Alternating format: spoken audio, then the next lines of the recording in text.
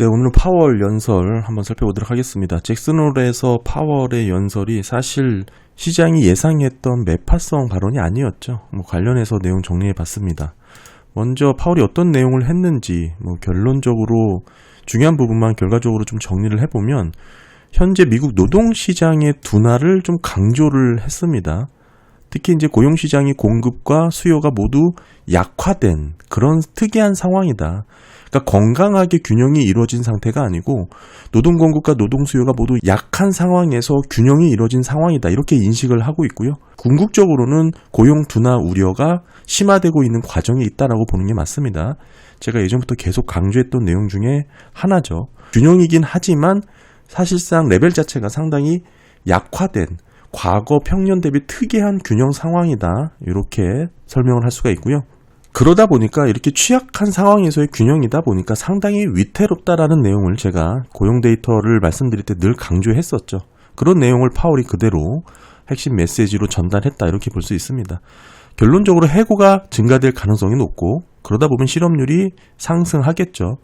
이런 흐름으로 이어질 수 있다라는 점을 얘기를 많이 했고 한마디로 이 얘기가 경기 둔화, 경기 침체 리스크를 언급했다. 이렇게 볼 수가 있습니다. 특히나 이제 물가 관련해서도 최근 이 물가 측면에서는 관세 인상으로 인해서 물가 자극이 올 수가 있겠지만 그 현상은 일시적 요인이다라고 평가를 했습니다. 파월이 하는 얘기가 지금 제가 예전부터 계속 강조했던 내용들로 이루어지고 있죠. 물론 실제 지금 물가 흐름이 어느 정도 CPI는 잘 잡혀나가고 있고 PPI가 반등하는 모습이 나오긴 했으나 뚜렷하게 물가 자극이 나타났다라고 볼 만한 그런 상황은 아닙니다. 여전히 그 결과치에 대해서는 좀 시간을 갖고 지켜봐야 되겠지만 저 또한 이 파월의 생각처럼 물가 측면에서는 관세 영향으로 단기적 일시적 요인일 가능성이 높다 이렇게 보고 있습니다. 물론 파월이 예전부터 이렇게 주장을 하진 않았었죠. 여러 가지 정치적 입장 때문에 이렇게 바뀐 건지 아니면 기타 여러 가지 연구 결과에 따른 내용인지는 모르겠지만 궁극적으로는 현재 파월 스탠스는 물가에 대해서 이런 입장을 갖고 있다 이렇게 볼 수가 있고요. 그러다 보니까 임금 상승률과 이어지게 됩니다. 물가는 결국 임금 상승률이 높아지지 않으면 재차 높아질 가능성이 없다 이렇게 보는 것입니다. 임금 스파이크라고 해서 제가 예전에도 말씀을 드렸지만 임금이 높아지면서 물가가 재차 오르는 그런 부분에 대한 우려를 하고 있다 이렇게 볼 수 있겠고요. 그럼에도 아직 임금 상승률과 기대 인플레이션은 안정세를 유지하고 있다 이렇게 볼 수 있습니다.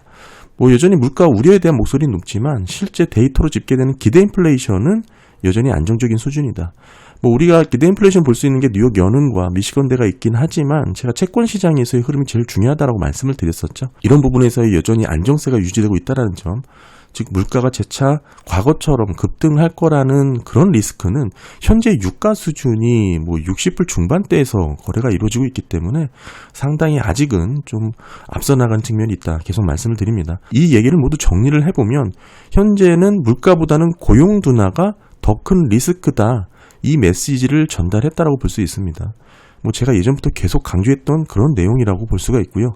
더불어서 지금 현재 기준금리는 이미 중립금리 수준에 근접했다라고 판단을 하고 있는 거고 따라서 앞으로 필요하다면 금리 인하 가능성이 열렸다. 이 정도로 정리를 할 수가 있고요.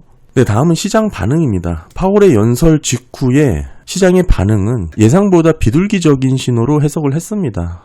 사실상 잭슨홀에서 파월의 연설이 상당히 매파성 발언이 많을 것이다라고 시장은 예상을 했었죠. 하지만 파월의 연설 내용, 핵심 내용 제가 정리를 해드렸지만 결국에는 금리 인하에 대한 내용을 열어뒀다라는 점에서 비둘기적인 그런 시그널로 해석을 했고요.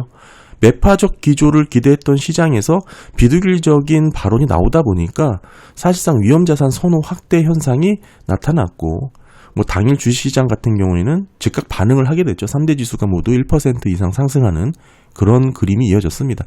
이게 금리와 밀접한 관련이 있는 그런 내용이죠. 실제로 고용 둔화에 초점을 맞춰서 어느 정도 금리 인하를 하겠다라는 내용이기 때문에 결국에는 주택 건설주라든지 경기 민간 업종이라고 볼 수 있는 그런 기술주 등에서 강세가 두드러졌다 이렇게 정리할 수 있습니다. 따라서 금리 인하 기대가 높아졌죠. 연방기금 선물시장에서 9월 인하 확률이 80%대까지 회복하게 되는 그런 모습을 나왔고 심지어 B컷이죠. 50bp 인하 가능성까지 반영이 되고 있는 시장 상황이다. 이렇게 볼 수 있습니다. 뭐 이런 시장의 흐름은 사실 연준 파월의 발언뿐만 아니라 연준 내부의 불확실성이 좀 높아진 측면도 있습니다. 이게 어떤 측면이냐면 연준 이사회 구성의 변화가 일어날 것이다 라는 것이죠. 이사 교체가 되기 때문에 아무래도 트럼프 정부의 정책 방향성에 영향을 더 미칠 가능성이 높다. 뭐 트럼프 입김이 더 작용이 될 것이다 이런 얘기입니다. 결국 이제 사임하는 이사들도 나오고 결국 트럼프 인사가 지명을 하게 되겠죠. 그리고 쿡 이사도 논란에 휘말리면서 교체 가능성이 얘기가 언급이 되고 있고요. 결국에는 친 트럼프 성향의 연준 인사가 과반을 차지하게 되는 사례도 생기게 될 텐데 그렇게 되면 금리 정책이 빠르게 현재 인하하는 쪽으로 기울 수 있다라는 전망이 시장에 반영이 됐다. 이렇게 볼 수가 있습니다. 현재 차기 의장으로 거론되는 후보군 대부분이 선제 인하를 지지하고 있다라는 측면도 있고요. 뭐 이런 모습 속에서 결국에는 경기의 펀더멘털보다 빠르게 금리를 내리게 보면 다시 물가가 오를 수 있는 그런 리스크 요인이 있습니다. 따라서 이런 부분에서 물가 상승 우려를 걱정하시는 분들이 있는데 사실 지금 현재 연준의 인플레이션 목표제 측면에서 놓고 봤을 때 이게 팬데믹 시 도입된 평균 물가 목표제가 운영이 되고 있습니다. 평균 물가 목표제가 이제 앞으로는 폐기될 그런 변화의 모습도 집중이 되고 있고 결국에는 앞으로는 기대 인플레이션 안정에 중심을 두겠다, 중점을 두겠다라는 방향을 제시하고 있고요. 연준의 두 가지 목표가 물가와 고용이잖아요. 이 고용 측면에서 보게 되면 과거 목표에 이 부족 문구라는 부분이 포함되어 있었는데 따라서 이런 부분을 삭제를 한 것이죠. 이 과열된 고용이 반드시 물가 상승, 인플레이션을 유발하지 않다라는 것을 명확하게 하기 위해서 이런 부분의 문구를 삭제하는 것도 확인이 되었습니다. 어느 정도 물가에 대해서 좀 유연한 그런 정책의 변화다라고 좀 크게 볼 수가 있고요. 향후 주요 체크 포인트를 정리를 해보면 9월 5일 날 발표될 고용 보고서가 그 어느 때보다 중요해진 상황이다. 이때 정책 판단에 큰 영향을 미칠 만한 그런 내용이 정리될 그럴 가능성이 가장 높고요. 그리고 4일 뒤 QCW의 수정치가 또 발표가 됩니다. 이제 고용이라든지 임금 수정치가 반영이 돼서 사실상 고용 데이터의 대부분이 이 추정치를 기반으로 계산이 되는데 이게 이제 수정치가 발표가 되기 때문에 상당히 주목할 수밖에 없고요. 이런 흐름에서 앞으로 주요 체크 포인트가 될 수 있다. 더불어 이제 기술주 측면에서는 중국 수출에 대한 규제 여부가 어떻게 흘러갈지, 중국을 포함해서 이제 인도와 브라질까지도 사실 관세가 잘 먹혀 들어가지 않는 그런 국면이 이어지고 있죠. 따라서 이런 부분이 트럼프의 관세 정책이 어떻게 결론을 이어질지는 조금 더 지켜봐야 되는 상황이다. 특히나 이제 연준 인사 관련해서 뭐 인준이라든지 차기 의장 관련해서도 이런 변화가 있을 것이다. 이렇게 볼 수가 있고요. 결론적으로 정리를 해보면 이번 파월 잭슨 홀의 발언은 인플레이션보다는 고용 둔화 리스크를 강조했습니다.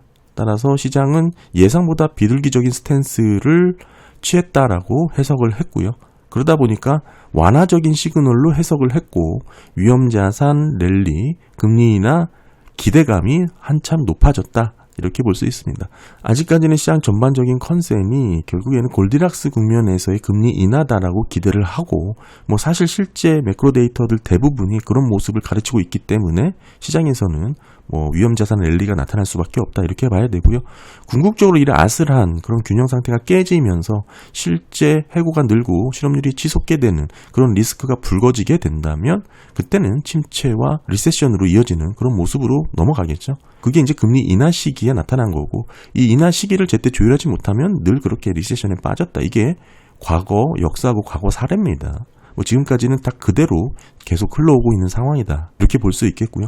따라서 지금까지 뭐 지금 금리 인상 전에 재정 지출을 통해 가지고 뭐 막대한 뭐 이전 지출이 있었고 뭐 시중에 돈이 많이 풀렸고 뭐 여러 가지 더불어서 제조업의 리쇼어링이다. 그래서 뭐 여러 가지 뭐 이번 사이클은 다를 것이다라고 주장했던 논리가 사실 최근에 잭슨 홀 파월의 언급으로 모두 다 과거 일이 돼버렸습니다. 앞으로는 과거와 동일한 그런 리세션 경로 진입을 앞두고 있는 상황이다. 저는 그렇게 볼 수가 있고 여기에 이제 변수라고 볼 수 있는 부분들은 연준 인사 교체가 되고 있는 부분, 그다음에 이제 고용 지표가 급격하게 붕괴가 될 수 있는 부분들, 이게 특히나 QCW가 변경되는 부분도 있기 때문에 좀 예의주시해야 되는 상황이다. 이렇게 정리를 할 수가 있고요.